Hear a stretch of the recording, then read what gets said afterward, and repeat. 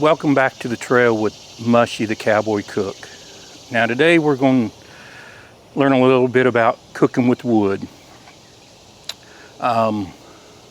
Whether you're in your backyard or out in the woods or on the trail. Let's get into it. Now I've been cooking on wood fires since I was 11, right when I started the Boy Scouts. We cooked in a patrol. We cooked every meal over the fire. That's mainly what we used to cook on, sticks that we found. So you can imagine we collected sticks all weekend long. Rain or shine, we went camping and we cooked on wood.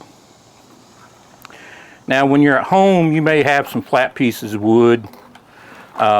Yeah, you might find it out in the woods too, but if it's been raining out, the ground is wet, you want to get that fire up off the ground, because that will help you get your fire going a little quicker, because you don't have that wet ground that's sucking the heat out of the fire, and the heat of the fire will be sucking up the moisture out of the ground. If you don't have some flat pieces of wood, lay down a bunch of sticks. Build you a little platform and then build your fire on top of that. One thing I like to do, especially have some odd shaped pieces of wood, lay that down to the side, and then you can lay all your sticks up against that, have your little space. Put the little fire starter I like to use. I showed you when in that video cooking with charcoal, just rolled up cardboard tied with cotton twine, dipped in wax. Just lay that underneath, light it, and keep putting wood on top. Now when it's raining out and you're in the woods, you can find fairly dry wood. You'll find sticks that the wood has died, fallen down through the trees, and gets hung up on a limb. And when it's raining, this will stay much drier than sticks on the ground. So find what you can up in the trees, get your fire going, pick up sticks off the ground and bring that by the fire and try and get it to dry out. Now if you really get good at your fire building skills, take some lint from home out of the dryer and do flint and steel. One thing you should be doing, and I like to do, is always be challenging yourself, pushing yourself. What I recommend doing is cooking with charcoal, get your skills going, cooking in the Dutch oven or over the charcoal, and then move into cooking with wood. A little bit harder, because the coals, like I said, the coals are not uniform in size like charcoal, but you can cook just as well with wood as you can with charcoal. Now let me show you how I split wood, because you don't want to be cooking with wood like this. This will take forever to burn down and make coals. Now splitting wood. Now I've been getting my wood, you can buy it split. I have bought some already split up, and I also have found fallen trees that I've cut up around the area. And then also you can check Craigslist. A lot of people are giving away trees that have come down, or where they have already cut up into pieces and you just have to haul it away.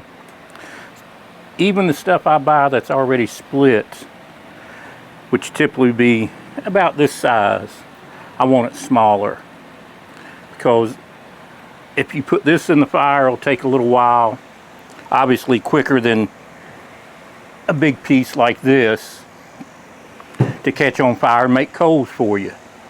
So if you'll split it up, it will catch quicker and give you coals much quicker.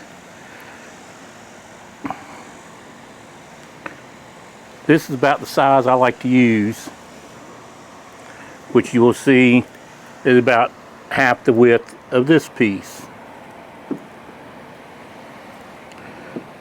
We used to try and split everything on site at the shows with an axe.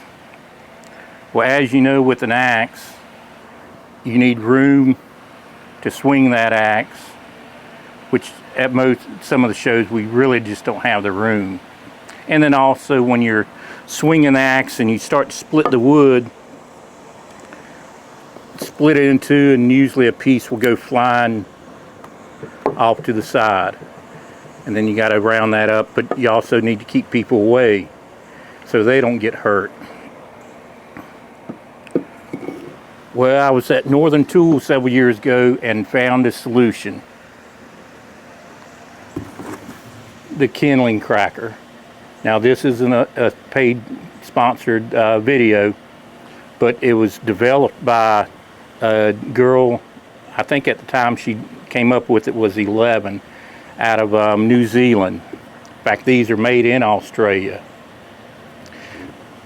Like I said, it's available at Northern Tool. I think they have the exclusive rights distributorship here in America. This is the king size, and then they've got a smaller one. We have the smaller one we keep on the wagon. And this is it. This probably weighs 30 pounds, I guess. Cast iron. Real simple to use. All you do is load your wood in, take a 3 to 4 pound hammer and hammer it down. And even when it goes to split, it's not typically will not go flying out. If it does, it won't go that far. I have had a couple pieces jump out, but it only goes a foot or so. Whereas with an axe, you can get a piece flying several feet out. Let me show you right quick.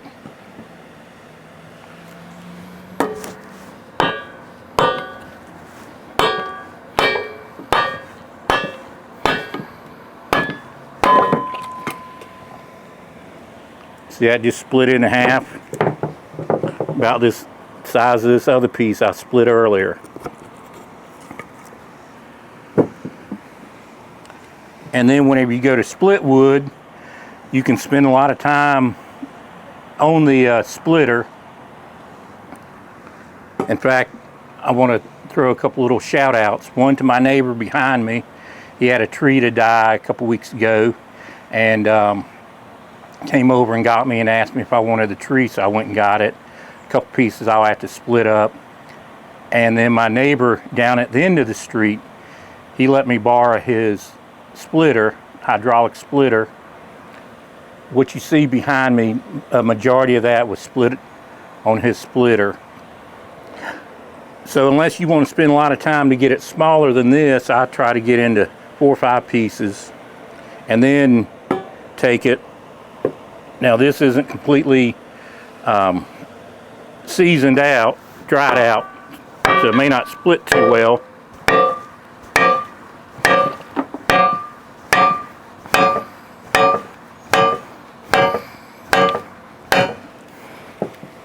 Yeah, that's just not dried out quite enough. But I'll end up splitting this into a couple of pieces.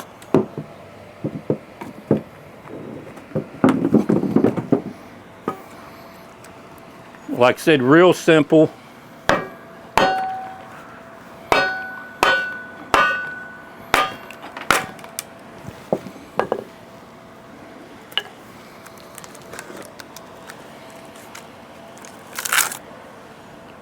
Piece like this produce coal very quickly. And what we'll do whenever we're cooking, especially if we're cooking over a fire, we'll continuously feed a couple pieces of these at a time, keep a small flame going, and then if we are wanting to make coal, like to use on a Dutch oven or whatever, these will catch fire pretty quickly and have you some coal fairly quickly. Now once you get your wood turned into coal, you need to, and you're going to use your Dutch oven, you don't want to be using the ash from the fire, you want to be using the coal. And so what I have is a shovel, and you can see some slits in there that I have cut in. You can drill holes, and what you do is you go in, you scoop it up and just shake it a little bit, let the coals fall out of the slits or the holes, whichever you've got in your shovel, and then you're left with basically just coals on the top of the shovel to throw underneath the Dutch oven or on top.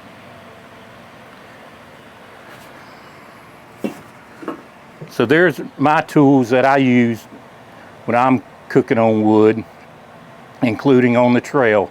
Like I said, we keep the smaller of the kindling crackers on the wagon as we go to shows, and then I'll take mine with me to have a second one, because usually it's myself and Mosey who will split the wood. In fact, when I first brought one and put it on the wagon, Mosey was very excited about it and fell in love with it. In fact, he asked me to go get him one. But like I said, for the shows we do, we're typically in pretty tight places, and it really helps us out. In fact, we'll set up at the front of our area and split wood, and usually that will draw a crowd and we'll start talking to people. And that's one thing we do on the trail at the shows, is talk to people, educate them a little bit about the trail life of the cowboys running the cows from South Texas up to the railroad heads up in Oklahoma and Kansas City and whatnot back in the late 1800s. Also, we'd like them to come in, see our wagons. We'll talk to them about life on the wagons as it was back then. And this right here usually gets a lot of questions and attracts people. I hope you learned something about cooking with wood, whether you're in your backyard, in the woods, or even on the trail. A couple things to remember is it is a little more difficult cooking with wood because you don't have, your coals aren't all the same size, as well as watch the weather, the wind especially. The wind can play a little havoc, whether you're cooking in a Dutch oven or just cooking over the fire itself, as far as the flames. Now, if you like content like this, hit the subscribe button, hit the like button, ring the bell, and Mushy the Cowboy Cook will see you down the trail.